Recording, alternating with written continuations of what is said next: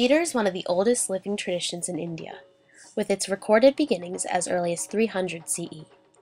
It was traditionally performed in accordance with local and religious customs, but a main theme of all productions was the elaborate costumes and exaggerated movements. It is a total theatre experience, invading all the senses of the spectators.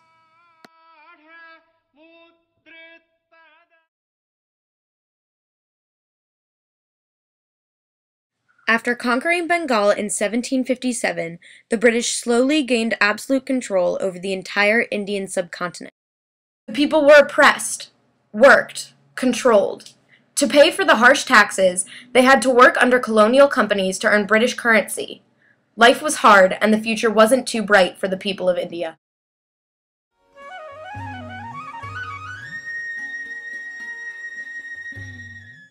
Indigo farming became a major cycle of debt for its workers. The harsh conditions and tyranny of the British planters soon became unbearable. In 1859, peasants refused to plant a single seed of indigo as a form of peaceful protest. Peace soon turned to violence as the Indian military, backed by the British government, captured and executed any peasant who protested.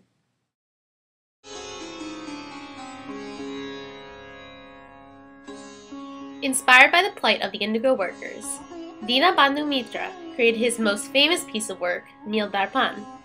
The play symbolized the tyranny of the British indigo planters over the rural Bengali farm laborers. His play influenced the creation of the National Theatre in Calcutta a few years later, and so began the development of the style of theatre used as a veil of social protest. While the National Theatre was running the show on tour, the British government banned it for its blatant anti-British message.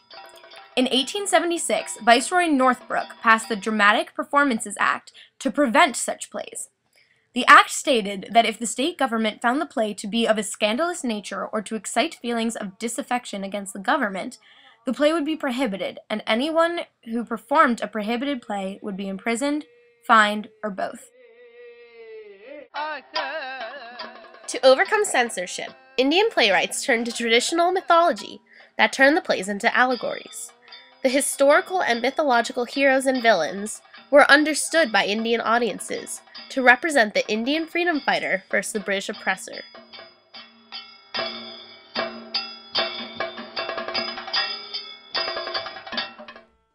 This form of protest against the British Raj was a forerunner for not only the increased movements for Indian nationalism later on in the 20th century, but also the idea of anti-government demonstrations without the use of violence.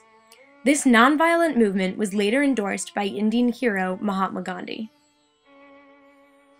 These traditional yet modern allegories continued on through the late 1800s to the early 20th century.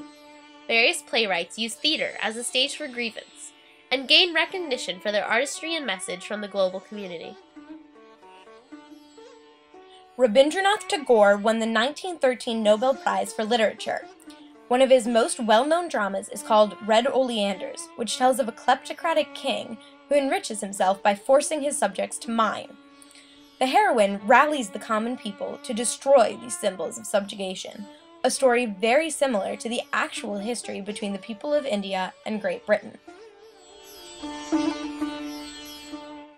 In addition to the gradual change from religious-themed entertainment to social protests, the British Raj also greatly influenced Indian theatre by introducing Western dramatic structure and the proscenium stage.